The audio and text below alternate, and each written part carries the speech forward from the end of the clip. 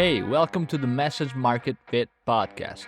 I'm your host, Chris Silvestri, and if you're new here, this is a show where I chat with B2B SaaS folks in marketing, product, growth, and founders about how they join the conversation already happening in their customers' minds.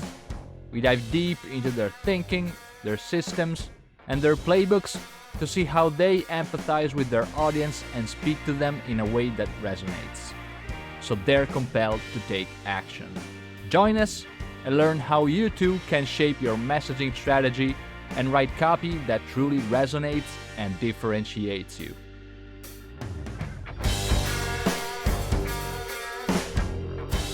I'm super excited about my guest today, Eliana Daboul.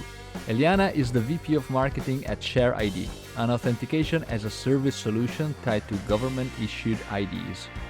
In this episode, we dive into her journey from advertising in the Middle East and the US to then moving to the tech scene. We chat about managing client relationships, the shift from B2C to B2B marketing, and her in-house work in digital identity verification with ShareID. Let's dive right in. Eliana, thank you so much for being here and welcome to the podcast. How are you? I'm good. Thank you for having me. Calling from France. So let's talk about a bit about you, about your background. I know that you started out in advertising. Am I right? Can you tell me a bit more about that? Correct. So I started my career in advertising, worked in the Middle East a little bit. Then I moved client side, worked a little bit in finance, banking, insurance, all of that. And then I decided to move to New York, where I went back to advertising, because what better place than New York to be in Madison advertising? Avenue. And I worked for a boutique agency for 3.5 years. We did luxury hotels, hospitality, Italian brands and foods. It was a US-Italian company, so we had an office in Milano, an office in New York. Mhm. And then after that, I decided I wanted to go into technology because I was fed up with advertising, to be honest.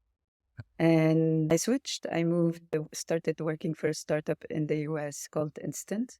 They do digital customer onboarding, and that's how I started my career in B2B. Awesome. Yeah, I'm curious about the advertising part just because it's always been, apart from seeing Mad Men, probably all of us saw Mad Men, but the advertising world always fascinated me. And I've always said that if I wasn't working as a solopreneur freelancer for SaaS, I would be trying my hand at copywriting at like a huge advertising agency like Ogilvy, BBDO, one of those. So I'm curious about what have you taken, any lessons that you've taken or learnings from that world and that you are trying to apply to B2B world and SaaS?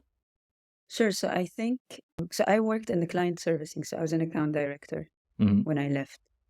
So my experience with the agency is a little bit different than a creative would Uh-huh. have in an agency, because I was kind of the face of the agency with the client. So I was the relationship, making sure that everything works with the client and the agency in terms of briefs and what the client wants. So it's a little bit of a project management plus sales plus relationship management all in one. So advertising really helped me in a sense where I was a shy person. Ah, So that helped me get out a bit of my shell and be able to talk to people and without having to think 10 times before going yeah, and yeah. talking to them. It also helped me with writing better emails. Ah. I had Yeah, a boss who was a copywriter, a really good copywriter, and he really helped me write emails because I was used to emails being straight to the point. You state what you bit, want, that's it, yeah, that's done. In the mechanical. US, it doesn't work that way. Yeah, Yeah. it doesn't work that way in the US. You have to prep it, and that really helps me a lot in my writing as well. And I think overall, from the advertising, you tend to work a lot of hours. It's not an easy and it's not a forgiving industry. So Okay. normally, I wouldn't recommend people to go into advertising. Yeah. We Not are not even. valued enough in Okay. advertising. Can you say the name of the agency? Was it one of the big ones or So I smaller started one? my career at Gray, so Okay. it was a Yeah, big no. one. But then the small boutique agency was called People, Ideas, and Culture. Okay. Uh, But we worked with big clients. So we Mm. worked with Wyndham Rewards, we worked with Conrad, Waldorf Astoria, Yeah. Alfa Romeo, Ferrero, the Yeah. chocolate Nutella, Wow. uh, a lot of Italian brands. Yeah. So I guess you also learned something about like indirectly understanding people in the sense that you would have to handle relationships with clients. So how do you apply those like relationship management techniques to now the marketing side in B2B? So I really think just being a marketer, you have to be a little bit of a psychologist as well. You're trying to influence people and you need to understand people to be able to influence them. So does you need to understand the psychology of humans before you Mm. can talk to them. So I think in that way it helped me a lot understand and work with, because what's beautiful about advertising is that you work with different products. It's not just focused on one. So you Yeah. have to shift your mindset on understanding different things and different people because you work with those people that handle these products. And so I think that helped me. In B2B, you have different buyer types and you have to cater for all of these. So that helped Mm-mm. me a lot with that, understanding the problems or the pain points for each buyer type, depending on their needs, also on their professional needs, but also as human. What triggers us, what takes us, what makes us buy, and Yeah. be selling to B2B, the people in B2B is a lot more difficult than B2C. Ah, So what do you mean by that exactly? because in B2B, you have different layers and different people that you have to get cut through. Buying While in committees. B2C, yeah. So while in B2C, I come here, I show you a product. If I create a need or a fear in you, you're gonna buy it. Mm. Whereas for B2B, there's a lot of layers that you have to cut through. So Yeah. Yeah. initially you find a champion, then that champion will talk about you with the other people. That takes a few Yeah. months to a year sometimes. Yeah. I'm also curious about the feedback loop aspect in B2B, especially online SaaS. There's a lot of like fast feedback. You measure analytics, you learn. How was that part in advertising? Did you actually get feedback? Was it like a very slow cycle of feedback when you guys produced any advertising piece? So when you produce a piece, and we sometimes did TV commercials, Commercial. you don't get the feedback right away because it's not up to you. Once you deliver it to the client, it's with them, it's on Mm. them. And with TV commercials, you create 3, 4, 30-second commercials and you see which one performs better. And then you would stick with Yeah. that. It's kind of A/B testing, Yeah. but on a bigger scale. Yeah. So I feel like it was a completely different thing. Some ads resonated a lot more with the audiences than others, and some campaigns also, because sometimes it depends what you're doing. It depends on the relevancy, whether it's the right time, it's the right audience that you're targeting, and all that. When you're in advertising, you don't have a lot of, you have the feedback that comes after the fact. Yeah. Yeah. Whereas now I can run a campaign on the spot. In a week, I could tell you this Mm. performed better. We're going to stick with this one and continue with it. Yeah. Yeah. Especially that I am in control. Yeah. Yeah. So Totally. I also think that with the B2B SaaS compared to advertising, we also have a bit more skin in the game, right? I guess with advertising, I have this idea that, okay, we're going to do our creatives, our copy, we're going to send it out, and then maybe we'll win an award or something, and the client will be happy. But in B2B SaaS, you actually see the results, you measure, you have test, as you mentioned, and okay, I have to improve here, I have to do a better job. So how do you judge that now from your position, from your standpoint? Do you look at these results fast? Do you actually set plans for how to measure things? yes, the short answer is yes. The longer answer is, I would say, we have, as marketers in B2B, we've become data obsessed. Um, Sometimes the data is great. You have to follow the data, but being obsessed about the data will not get people to buy. That's not the Mm-mm. way it goes. Today, we have information coming to us from everywhere. So maybe even if your messaging is on point, sometimes it might not get through, and not because they don't need a solution like yours, or they don't need what you're offering. It's just because there's an influx of information that's insane, and we're not, as humans, we're not capable of retaining this much information. From that point, and I've spoken with a lot of B2B marketers, we all have the same issue. Getting leads online is not the same anymore. It's really tough. How do you stay relevant? How do you, I don't know, how do you cut through all the noise? I think after COVID and the back to normalcy again, events have been really important. Yeah. They're gaining traction. This is our biggest lead generation channel, if you want. And so you have to experiment. You experiment. A lot of things don't work. You try to find a reason. Sometimes there's no reason. Yeah, makes sense. All right, so going into share ID, this is a question that I typically ask all my clients, and it gives me a pretty good indication of like how much they know about their customers. So who would you say share ID helps, and how?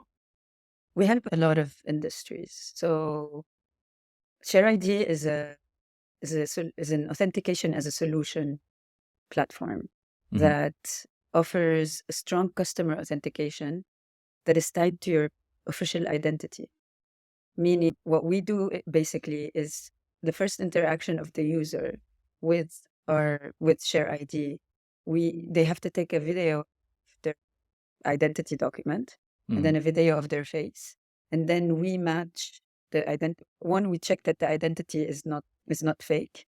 Then we match the face on the identity with the video that we took, and then we detect if the person in front of the video, in front of the camera, is a real person, and it's not a deep fake or a silicone mask or a video injected.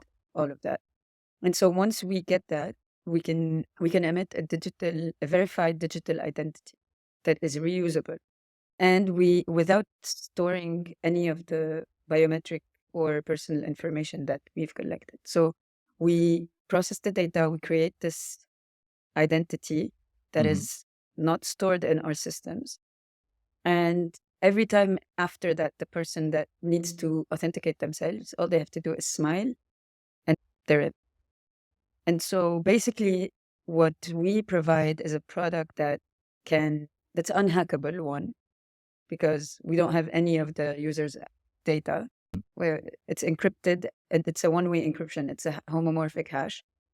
So financial institutions, for example, when they have to do the KYC due diligence on their new customers, that would be the first step of Share ID. And then we can provide them with a layered security that anytime they're performing a transaction, they change their number, they're adding a beneficiary to the account, they're asking for a loan, credit card, whatever they're doing with the bank or the financial institution, we give them the guarantee that the person that is asking for this service is the person on the account, and the person, it's a verified person. So for example, it is Eliana who's doing it and not Chris who's pretending to be Eliana. So for the use cases, you have financial institutions, you have cryptocurrency platforms, you have insurance providers, you have gaming, adult content to verify the age. You have mobility actors here in France. These rideshare companies like Uber or Bolt or all of these things have to authenticate their drivers every week. Wow. Because there has been a lot of drivers sharing the same account. So so basically e-signature actors, because when you need a qualified e-signature, you need to verify the identity of the person. Yeah, interesting. I was looking at the website and I didn't see specific like industry pages or anything like that. What's your plan to speak to all of these different use cases? Are you doing any research? Or do you plan on creating specific dedicated content for those? Or do you have anything in store? Yes. With marketing, you have to also coordinate with sales. So whatever the plans of sales are for Q1, let's say, marketing needs to align with it to a certain extent. We are in the process of creating more content. So last year when I joined Share ID, I was supposed to handle the US market alone. Now I handle US, Europe, France, So basically all all of the it. work. Yes, it was a bit hard to write content in French and in English, and also handle partnerships because I'm Mm, also in charge of partnerships. So now we are two in the marketing team. I have someone who's working with me. She's going to be in charge of creating all the content in French. yeah. Um, and we're going to do content that's from top to top of the funnel until bottom of the funnel Mm, throughout the whole life cycle, that is going to be aligned with whatever target the sale has for each quarter. yeah. And so, yes, we are planning on it. Yes, the website needs updating, but today it's not the priority. Yeah. Yeah. Makes sense, obviously. And yeah, I'm also curious, especially when it comes, you mentioned all of these different use cases, like crypto, ID verification, Uber. Do you plan to speak directly to these types of people? How are you planning to do research, to conduct the research? Do you have interviews, surveys? Do you already have a plan in mind? The interview surveys will not work for us because we're a small startup, and Ah, today it's a bit tough. What yeah. we do get is a lot of feedback from other startups that either have worked with us or that are planning to work with us. So Ah, that helps usually. Or even big companies, they're ready to give you feedback when mm-mm. needed. But I think the way we work is we define the industry that we want to go after, and we define the market, because going after everyone everywhere doesn't work. Yeah. So for now, we are focused on France. So let's say main market is France. Secondary markets would be Europe, North Africa, Ah, US. So, but the main market is France. So in France, no matter how big the market is, it's still limited to a certain number of companies. And we have to target those companies mhm. with content, with targeted messaging. We have to test with some of our ads on LinkedIn or even campaigns. Go to events where they go, try to meet as many people as we can. After that, it ends up being how good is your sales Yeah. process. Yeah. So you conduct demos? Is it Yes, like a we do demo? have demos. Yeah. Yeah.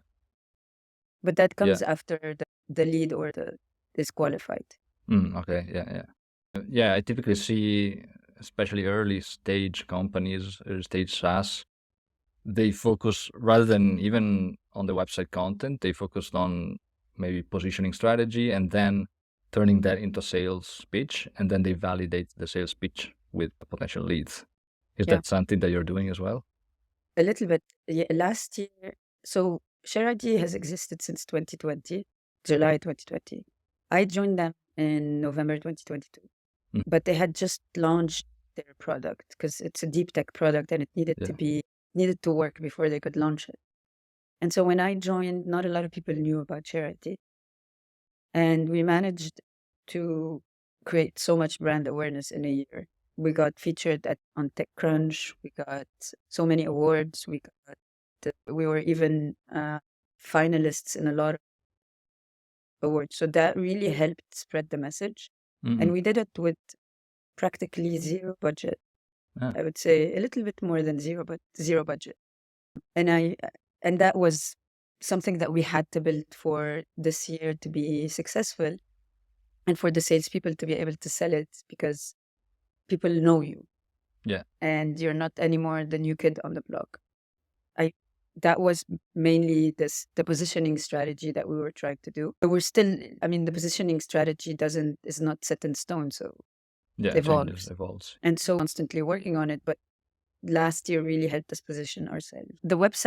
Our website is functional, it works, it has the information that we want to put. You want to leave a little bit of intrigue for the person to come and talk to you. And You don't discover. want your web, yeah. When you're a small startup, you want that. If you're a big company, I understand having a full-on website with Yeah. 17 pages, but as a startup, it's something that you want them to ask, oh, I want to know more. Yeah. Yeah. So maybe this year we'll do a French version as well, because Yeah. we've been asked a lot about it. But Nice. yeah. Yeah. You also spoke about expanding in the US. Mhm. How do the different markets differentiate?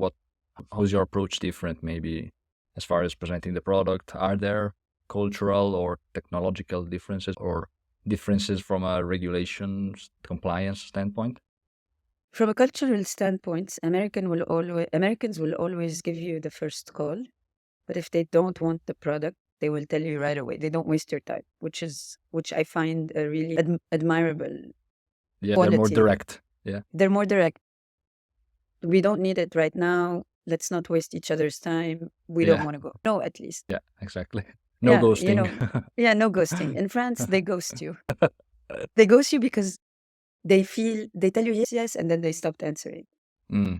It's maybe And maybe because they don't want to appear rude, and want to try to be kind on the surface. I think so. Yes, I think so. I Yeah. really think so. But it was a bit difficult for me to accept this because I'm not used to it. And I really felt rejected a few times when they ghosted me. Yeah, learnings. Yeah. And now I don't care. Now I learned my lesson. But in terms of regulations, yes, there's definitely a huge difference. The US has practically zero regulations. Not zero, but they're not as regulated as you. Yeah, I And mean, that's by starting design. from GDPR, that's the thing Yeah. that it's in Europe. Yeah. US is a bit different. Well, they have the CCPA in California, What, but what is that exactly? it's the American version of the GDPR. Ah, okay. Yeah. Yeah. But it's by design in the US because for them, they see regulations as something that's innovation, if you want. Yes, And stifles innovation. yeah. And in Europe, it's the opposite. So it's easier to sell in Europe if you're compliant. Yeah. And it's easier to sell in the US when you tell them I'm compliant with Europe. Ah, But in okay. the So US, they know you're at the highest compliance. yeah. So there won't Okay. be any issues. The only problem with selling in the US is that there are so many players in the market. And also, if you're a small startup, you need to build your brand awareness in the US. And that takes time. And if you're not physically in the US, it's Harder. nearly impossible. Yeah. And so you enter the market through partnerships instead of Okay. sales. Yeah, makes sense. I read online, I think it was from your founder, a pretty good post. I think it's pretty good at describing exactly your positioning. It says the multi-factor authentication process is broken today, with companies struggling to balance UX and compliance and users frustrated in the process. ShareD solves the problem by providing a verified, reusable digital identity without storing any personal data and biometrics. I like the contrast between being able to maintain a friendly, easy to use UX and then the compliance aspect and the unique way that ShareID does it. Do you think that this is something unique to ShareID, or are there also competitors that flaunt the same No, I think benefit it's advantage? unique to ShareID. I'm sorry, we're recording. Yeah, No problem. sorry. It's okay. Yes, I think it's they wanted to use the room. I think it's unique to ShareID because today in the market, the rejection rate is at 63%. Oh, wow. So meaning 1 in 3 people trying to create an account or trying to create an account fail to create. And that is because, for example, how many times have you tried to open an account or do something and they ask you to take a photo of yourself in a selfie and I don't know what, and you send it and 2 hours later they tell you, oh, the process failed, you need to redo it. And that's really frustrating for the users because it makes you like, but I did it. Why didn't you tell me while I was doing it? And so the reason why we are better than others, we are at 92% today, meaning less than 1 in 10 fails. Yeah. And the reason why we are better is that we take videos and our embedded AI helps the user throughout the way. So when you are taking a video of your identity document, it will not start if it's the wrong document, if it's far or close. It will tell you, move your document to the back. It's it's not visible. You're too close. Same with the face. So this way, when you're sending the video to the back end to be treated and processed, you have something to treat. It's a good video that you can tell and process and see the different aspects that you need to verify. And so when you're adding these steps throughout the acquisition, it helps fluidify the user experience. You're creating less friction, less having to redo it again, and less frustration. Yeah, it's interesting, especially from a UX standpoint, as that I was in UX as well. I used to work at a usability testing startup, so I used to run a lot of usability tests, and I can only imagine how many tests you guys have been running to validate the process and everything. So I was wondering, how do you balance the need for user research for a UX standpoint versus researching users for the conversion optimization standpoint? So collecting both types of data, like the data that you need to sell to them and the data that you need for them to use the app correctly. What do you mean by the data we need to sell to them? Do you mean from a marketing perspective, not from a perspective? Exactly. Yeah.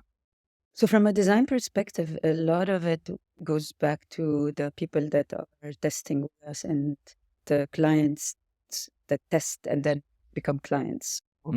We've improved a lot our UX by seeing that there were a few of them that made the same mistake or had the same question. How does this work? It's not working for me. What do I do? So we realized that maybe we should add this step. Maybe when you're designing also, you design for, I hate to say it, but for the least smart in the room. Yeah. Make it dumb. Right? Yeah. Because people are not gonna know how to use it or how to play around with it, and so you always have to take into consideration, have as much information as needed without affecting the UX and without it looking too clunky or too ugly or too. Yeah. So from that perspective, the data that we got was mainly from clients that tested with us in the beginning and gave us some feedback. I don't know if they did UX tests before I arrived. We internally tested a lot, and we see if it's easy to use, if it's a 6-year-old, would they be able to use it? Yeah. Basically, would they understand what it does? Yeah. And so that's how we improve. Now, in terms of the data that we need to be able to target these people, usually it depends on the type of person you're selling to, the type of buyer. Because we have, our market is a bit, so you have the use cases. Yeah. Then you have in each not use cases, you have the industries, sorry. Then you have in each industry, small, medium, and large companies. And selling to each size is different, because a startup, you sell, it's a decision. Probably it takes a month or two. You decide yes or no, and it's done. They move fast. Medium would be 6 months max sales cycle, and then large, it could take up to 2 years. Yeah. And so you have to segment it that way, and then in each one, you have to talk to the person that's your buyer type. So the ICP is a little bit all over the place. No, you can have ICPs because you have the CEO founder, you have the CFO, which has the same messaging as the CEO. Okay. Yeah. You have the CPO, and then you have the compliance. And sometimes in some companies, the CTO matters. Okay. Interesting. I was thinking that the CTO was the most prevalent, speaking of technology, but no. It depends, because if you're a startup, really the CEO can do it. They can take the decision. Yes, we need it. Yeah. No, we don't. Yeah, maybe a technical founder. Yes. With big companies, the CTO for sure. Yeah. Interesting. I wanted to ask as well, when it comes to, so you mentioned that the website right now it's not a huge priority. So where are you focusing your messaging work now? Which channels and how? In B2B, I think the only channel that works is LinkedIn and email. But email now, how many emails do we get that we just delete right away without even reading it? Yeah. The website is really important for B2B, but today it's not important to change it for us because it's doing the job that we need it to do. Yeah. We grow a little bit more, this website will not work. But for the stage we're at, I think it's a good website with a straightforward messaging. Once we will have more content, more things to say, we will be able to change it. But for the time being, we're able to post there all of our blog posts. We're able to get people to fill out the form if they need to talk to us. And it's a good the base. messaging is there. Yeah. Right. Yeah. LinkedIn is pretty huge. Are you running ads as well on LinkedIn, or is it more like a high touch, like direct outreach? We experimented with ads. LinkedIn ads are very expensive. I think they're very I've heard. expensive and they don't deliver. Even though we went really granular on our target audience, it was very well picked. We went granular on it. We didn't see any traction. Results. So the ROI for it was not that. It was last year. I'm gonna do another test this year, see if maybe the results change. If I don't see any results, we're dropping the ads. But we post a lot on there. Sometimes we post into groups that we're part of.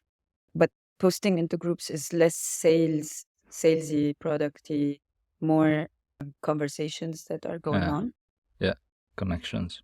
And targeting directly the people, yes, we've done some campaigns. Some have worked to a certain extent, some haven't. We found out that if you send it from the CEO, if our CEO Sarah sends it, the connection, people tend to connect with her a lot more than, let's say, a salesperson. Yeah. Bit less suspect. Yeah. Also, and that's a bit funny because there has been studies around it. People tend to connect with women a lot more than with men. Interesting. Yeah, I will have to create a fake identity now. That's called catfishing, no?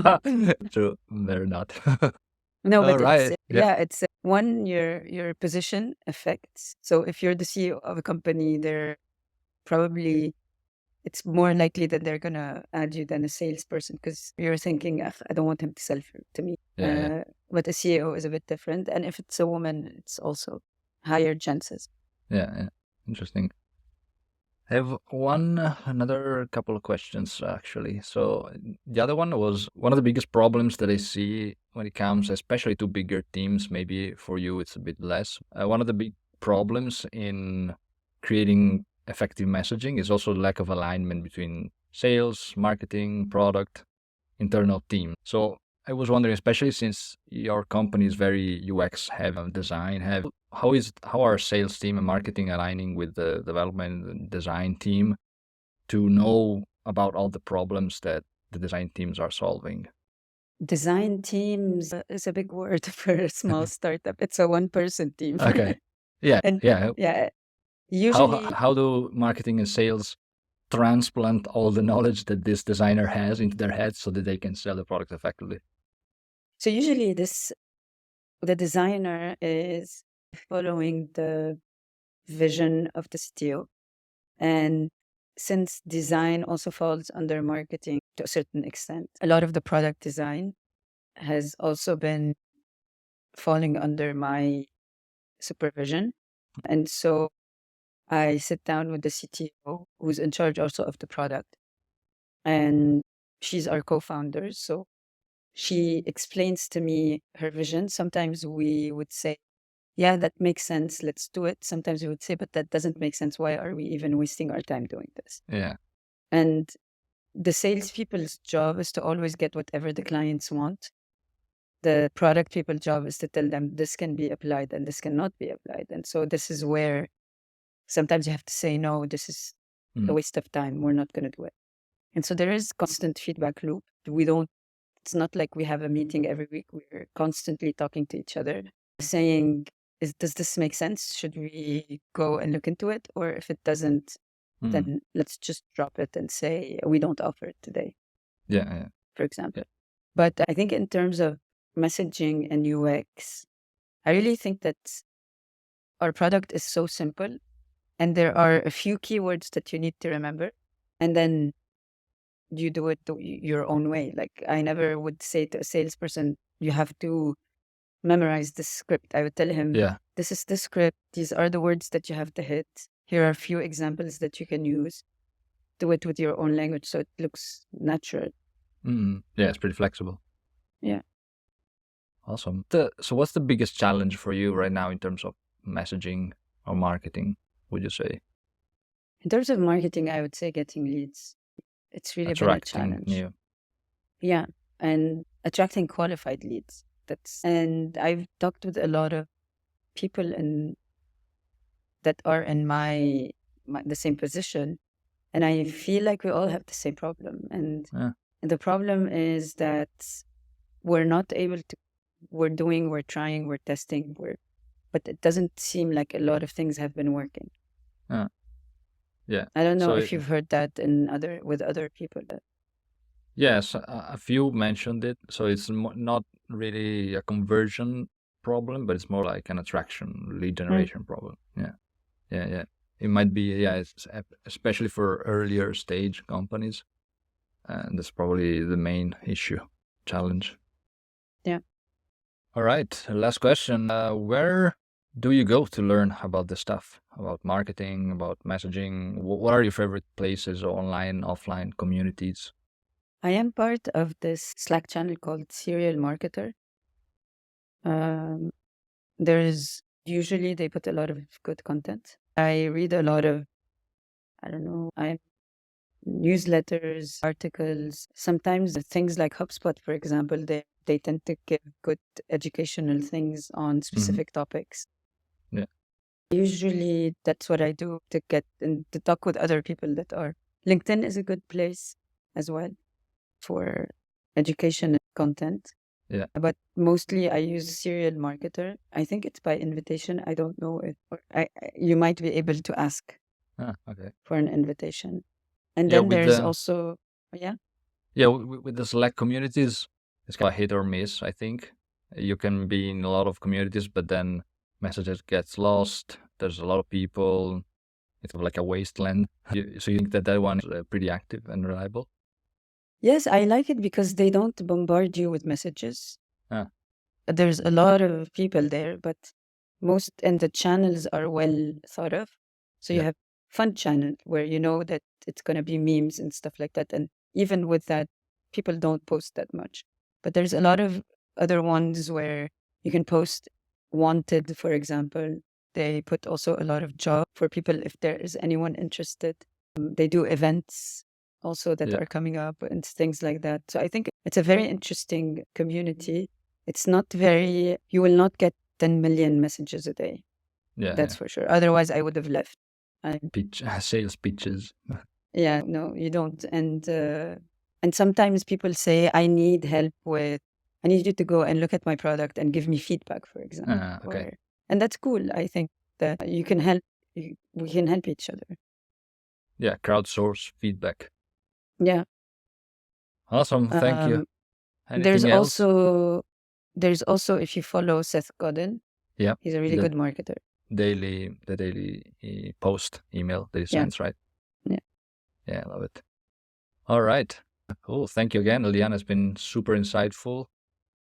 People can find ShareID at shareid.ai. Do you have any other place that you would like to send people to or to check out?